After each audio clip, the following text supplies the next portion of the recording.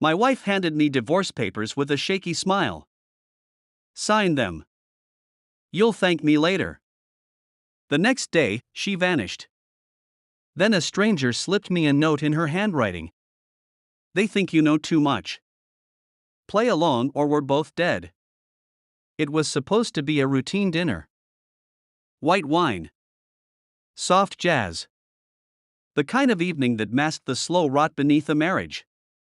Claire set the divorce papers between us like a corpse on the table, her fingers trembling as she pushed them toward me. It's for the best, she said, her voice barely a whisper. For a long time, I just stared at her. Not at the papers. At her.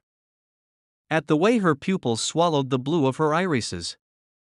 The way her throat bobbed when she swallowed. The way her nails dug into her palms. Fear. Not guilt. Not regret. Fear. I should have asked questions. Should have fought. Instead, I picked up the pen, signed my name, and watched something shatter behind her eyes. She kissed my cheek before she left. One last act of theater. A final performance before the curtain dropped.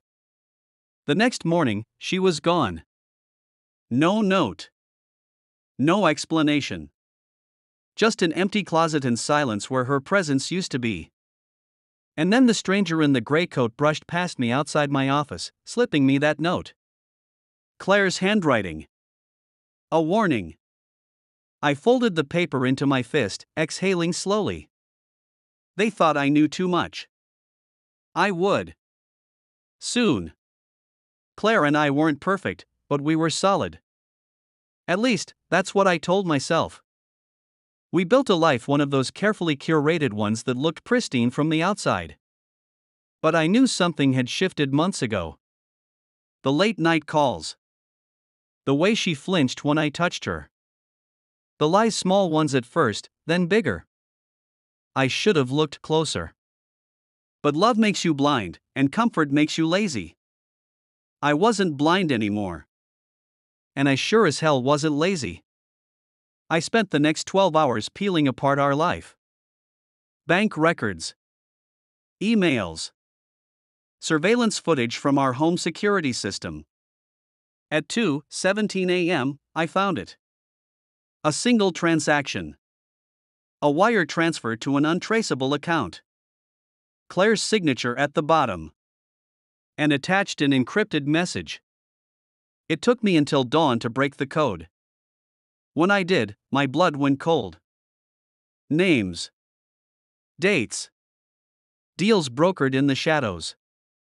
A list of men who weren't supposed to exist on paper. And Claire? She was right in the middle of it. This wasn't just a messy divorce. This was an execution. I didn't panic. Panic gets you killed. I played along. I went to work. Smiled at the right people. Let them think I was just another idiot husband blindsided by a failing marriage. And in the meantime, I planned. First, I traced the money. That led me to a shell company up front. A way to move millions without leaving fingerprints. Then, I followed the names. Cross-referenced them with old newspaper clippings, buried court cases, whispers on dark web forums. Every thread led back to one man. Harrison Voss. A kingmaker. A ghost in high society. The kind of man who collected people like chess pieces and discarded them when they outlived their usefulness. Claire had been one of his pieces. And now, so was I. Voss thought he had me cornered. He invited me to his penthouse under the pretense of settling things amicably. A veiled threat wrapped in expensive scotch and polite conversation. I let him talk. Let him spin his little web. Then I dropped my own bomb. You're laundering money through that shell company, aren't you? I said, swirling my drink. Moving it offshore. But there's a problem. Someone's been skimming. Millions. And now the feds are sniffing around. Voss's smile flickered. That's a very dangerous accusation. I leaned in, lowering my voice. Not an accusation. A fact. And you know who's behind it? Silence. I let it stretch. Let the tension coil around his throat. Then I pulled out the final piece. The trump card. A flash drive. Encrypted files. Transactions. Offshore accounts. A money trail that led straight to Claire. His golden girl had been robbing him blind. I could see the calculations in his eyes.